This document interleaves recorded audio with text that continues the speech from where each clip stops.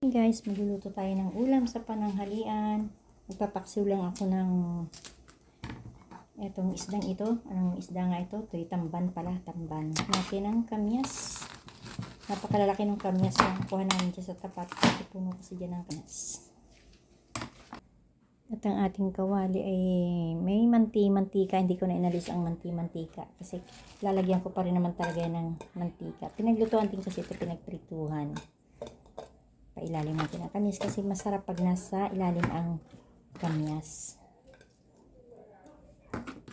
At dinamihan ko na rin ang kamyas kasi hindi ko na siya lagyan ko siya ng suka konting-konti para lang hindi lang siya mapanis. At dalawang sili. Dalawa lang ilalagay ko, yung isa hiwain ko, yung isa ay hindi.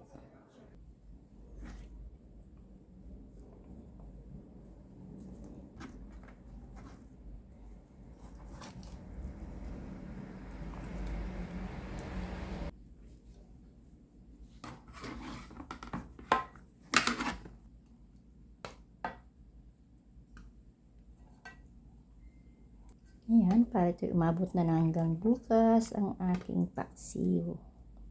Kasi paborito diyan ni nanay.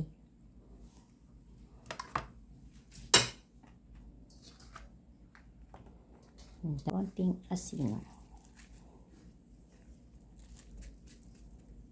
Guys, ang aking paksiw ay isasalang ko na.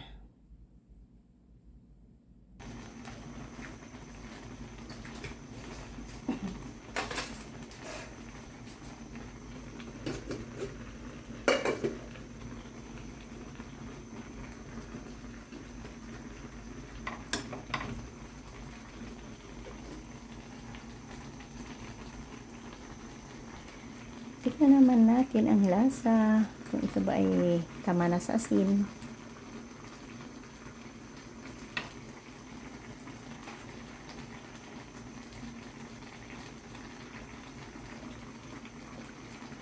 Sarap na guys kasi yung tama-tama na yung asin ng kamyas. Hindi na kailangan maglagay ng suka.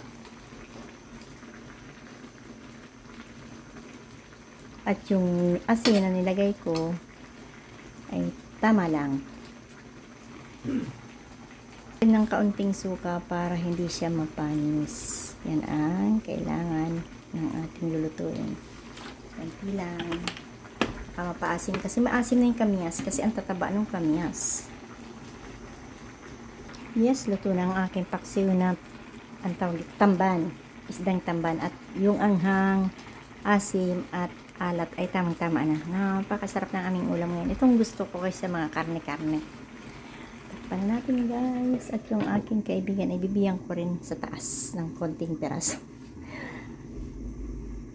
Tayo natin ang apoy. Ito naman na siya.